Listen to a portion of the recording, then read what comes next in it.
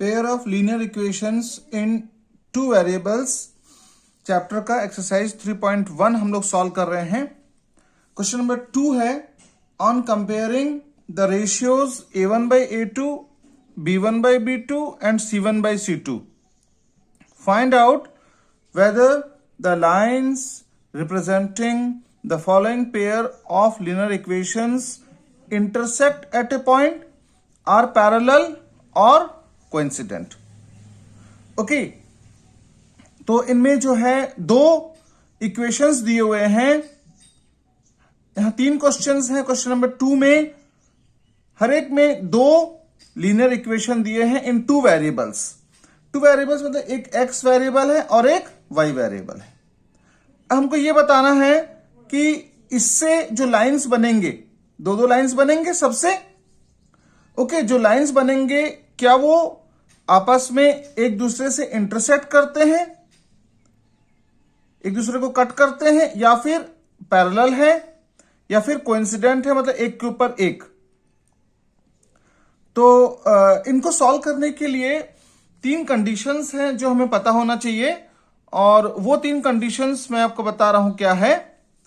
वो है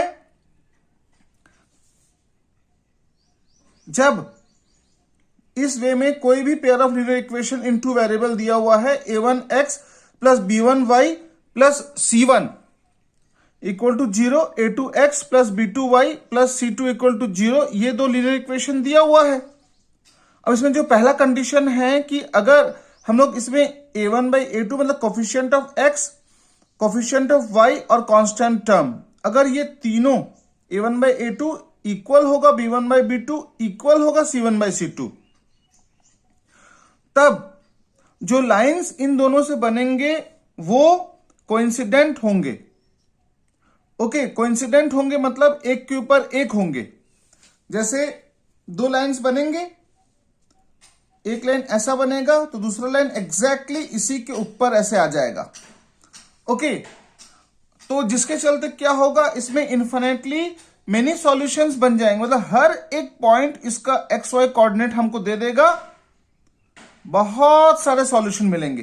तो इसलिए इसको हम लोग कंसिस्टेंट भी बोलते हैं। क्वेश्चन नंबर 3 में हमको पता चलेगा कि ये सॉल्व करना पड़ेगा कंसिस्टेंट है कि नहीं है। ओके, तो ये उसके लिए है। अभी जो क्वेश्चन है उसमें सिर्फ हमको ये बताना है कि वो कोइंसिडेंट है कि नहीं है। ओके, अच्छा, उसके बाद सेकंड कंडीशन है अगर ये दो पेयर ऑफ लीनियर इक्वेशन में a1 by a2 इक्वल हो जाएगा b1 by b2 के, लेकिन वो c1 by c2 के इक्वल नहीं होगा, तब जो लाइंस बनेंगे ना वो पैरेलल बनेंगे।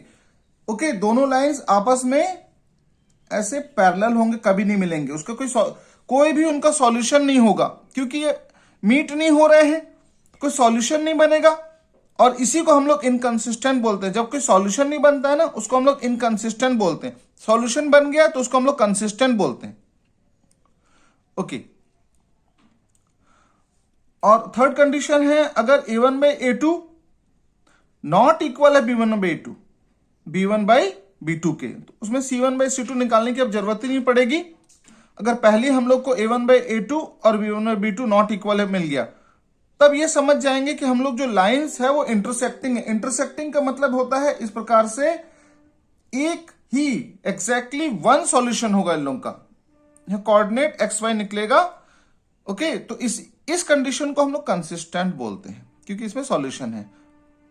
ओके, तो ये 3 कंडीशन है, इस पर बेस्ड ही हमारा क्वेश्चन नंबर 2 है। तो हम लोग क्वेश्चन नंबर 2 सॉल्व करते हैं। पहला है इसमें question 5x minus 4y plus 8 equal to 0, 7x plus 6y minus 9 equal to 0। तो बहुत ही आसानी से हम लोग a1 5, b1 minus 4, c1 8, a2 7, b2 6, c2 minus 9 निकाल लेंगे। अब a1 by a2 5 by 7, b1 by b2 minus 4 by 6, c1 by c2 8 by minus 9, यह हम लोगों ने निकाल लिया। अब हम लोग देखेंगे कि क्या कंडीशन है, a1 by a2 तो इक्वल नहीं है b1 by b2 के। ओके, तो c1 by c2 निकालने की जरूरत नहीं पड़ेगी कंडीशन के अनुसार।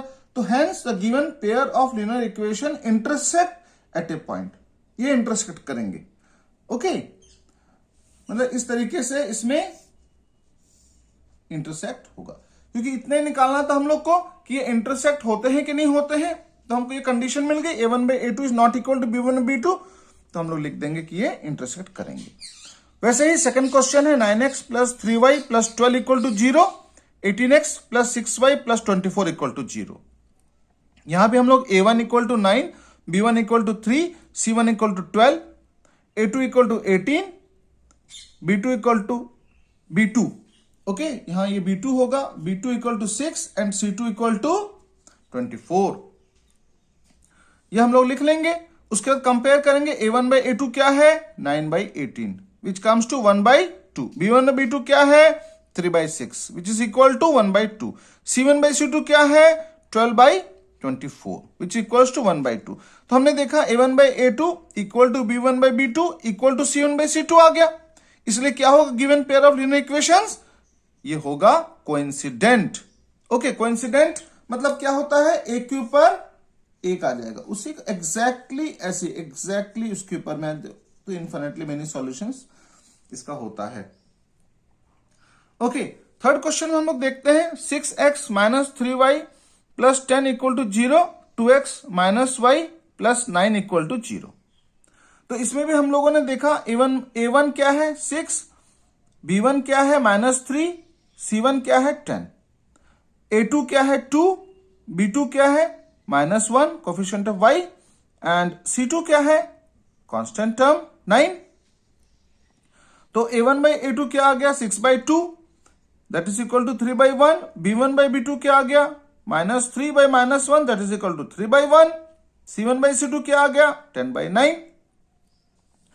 तो इसमें हम लोग देखेंगे कि a1/a2 इक्वल टू है b1/b2, लेकिन वो नॉट इक्वल टू है c1/c2, इसलिए the given pair of linear equations क्या होंगे, पैरेलल होंगे। ओके, ये होता है पैरेलल, जो कभी मिलते नहीं है, कोई सॉल्यूशन नहीं होता इसका।